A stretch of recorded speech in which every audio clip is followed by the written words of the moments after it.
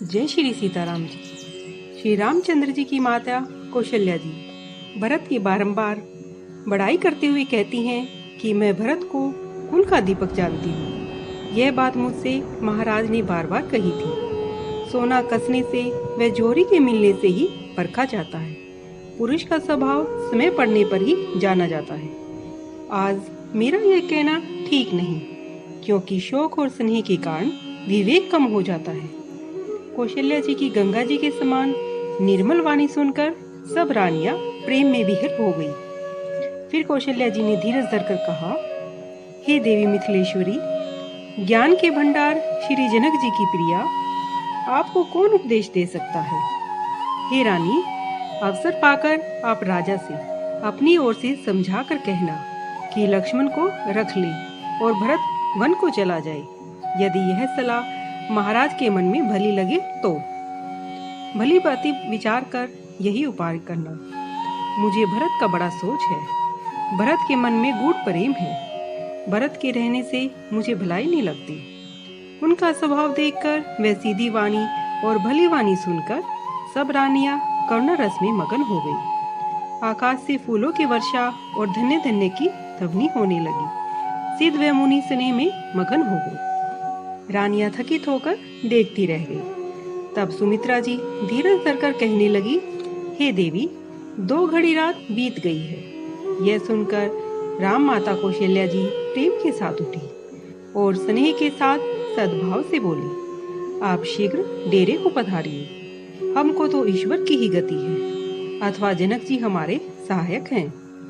उनका प्रेम देखकर और विनम्र वचन सुनकर रानी सुनैना ने उनके पवित्र चरणों को पकड़कर कहा, हे देवी, आपको ऐसी नम्रता उचित है।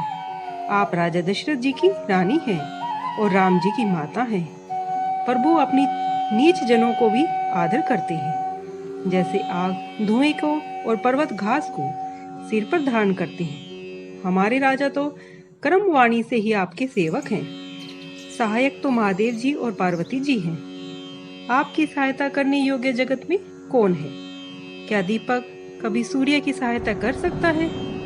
श्री राम जी वन में जाकर देव कार्य करके अवधपुरी में आकर अटल राज्य करेंगे। देवता, नाग और मनुष्य सब राम जी की भुजाओं के बल से अपने अपने स्थानों में सुख से वास करेंगे। यह सब याज्ञवल्क्य मुनि ने पहले से ही कह रखा है। हे देवी, ऋषि का वचन मिथ्या नहीं हो सकता।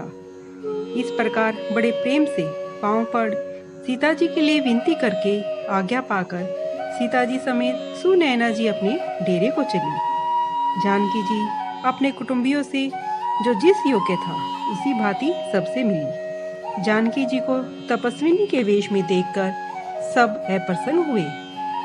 जनक जी रामचंद्र जी और गुरु की आज्ञा पाकर डेरे को चले और उन्होंने आकर सीता जी को देखा। जनक जी ने अपने प्रेम और प्राणों की पवित्र पाहुनी सीता जी को हृदय से लगा लिया। हृदय में स्नेह का समुद्र उमड़ पड़ा। राजा का मन मानो प्रयाग हो गया। उसमें उन्होंने सीता जी का स्नेह रूपी वृक्ष बढ़ते देखा। उस पर श्री राम जी का स्नेह रूपी बालक शोभामयान है।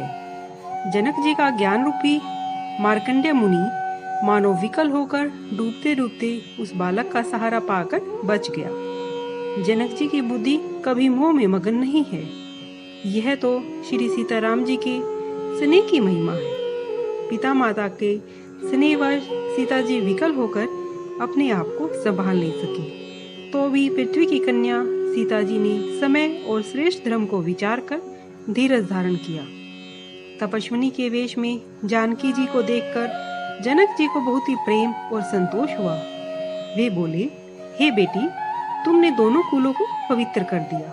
तुम्हारा निर्मल यश जगत में सब कोई वर्णन करेंगे।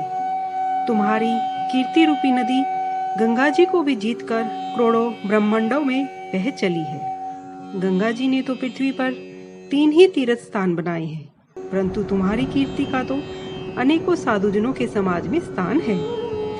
पिता जनक जी ने तो सच्चे स्नेह से भली वाणी कही, परंतु सीता जी सकुचाकर मानो संकोच में समा गई। फिर माता पिता ने हृदय से लगाकर शिक्षा और सुंदर आशीष दिए।